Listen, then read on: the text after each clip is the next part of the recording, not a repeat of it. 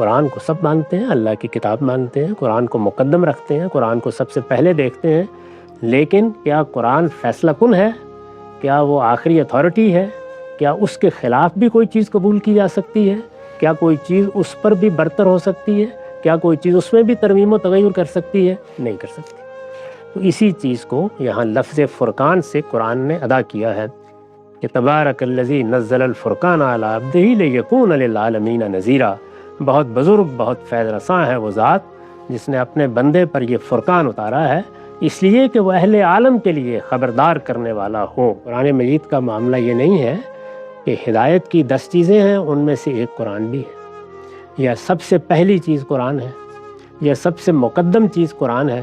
قرآن مجید اس سے آگے بڑھ کر حق و باطل میں امتیاز کے لیے ایک کسوٹی کی حیثیت سے نازل کیا گیا ہے، یعنی صرف ہدایت کی ایک کتاب نہیں، ہدایت کی چیزوں میں سے ایک چیز نہیں، بلکہ آخری چیز، فیصلہ کن چیز۔ شخص اپنا خواب بیان کرتا ہے، اپنا الہام بیان کرتا ہے، اپنا کشف بیان کرتا ہے، اپنا کوئی تجربہ بیان کرتا ہے، ان میں سے ہر چیز کو اس کی آیات کی روشنی میں دیکھا جائے گا۔ وہ قابل قبول ہوگا تو اس کے قبول کرنے سے، اور وہ رد کیا جائے گا تو اس کی شہادت کی بنیاد پر۔ ایمان و عقیدہ کی ہر بحث اس سے شروع ہوگی اور اسی پر ختم کر دی جائے گی۔